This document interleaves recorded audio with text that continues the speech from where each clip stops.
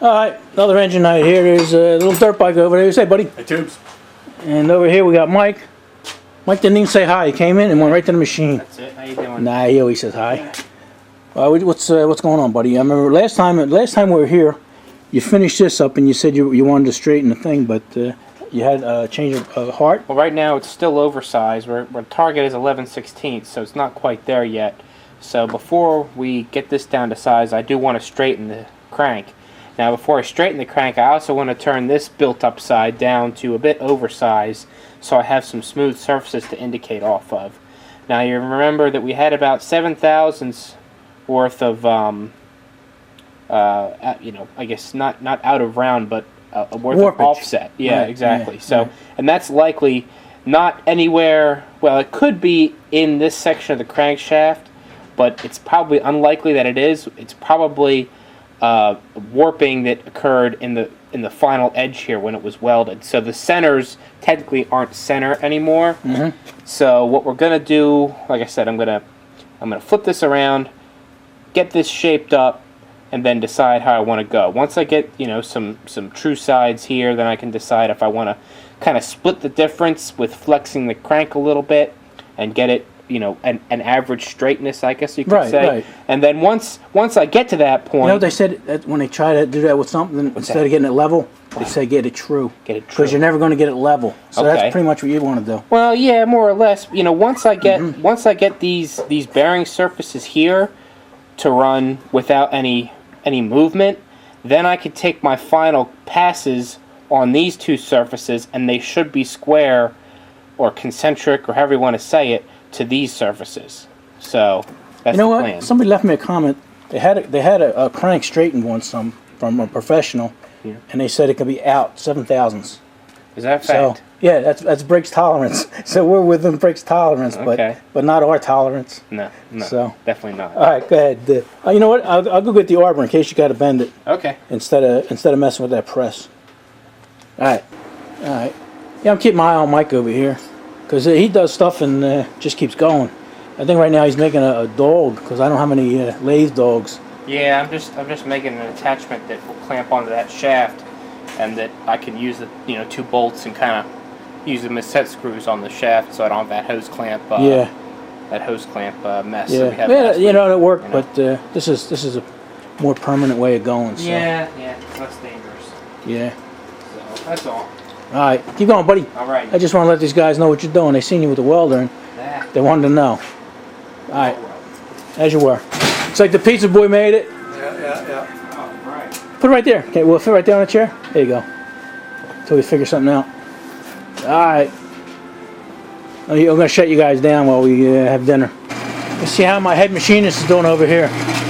I just seen him oiling the machine. Yeah. That's a good thing because I don't oil it. That's cut pretty nice. High-speed steel. Yep. Can't even see your dog there, but it looks pretty good, buddy.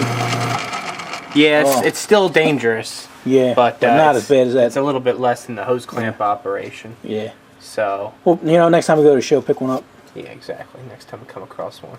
Yeah. So, let's see. Got my caliper here. We got a ways to go here. So, that's our target. Oh yeah. So, Wow. But that'll clean all that material out there. So, we're going to come up. We're going to put a shoulder right about here where the taper started. So, that's what we're working to. Okay. Sounds like a plan. All right. All right. I think Mike's winding down here. I know it's getting pretty late. How's it looking, buddy? Well, can you tell that it's still, both this surface here and this surface here run true, but the crank, the bearing journals still have a bit of a wobble in them. Right.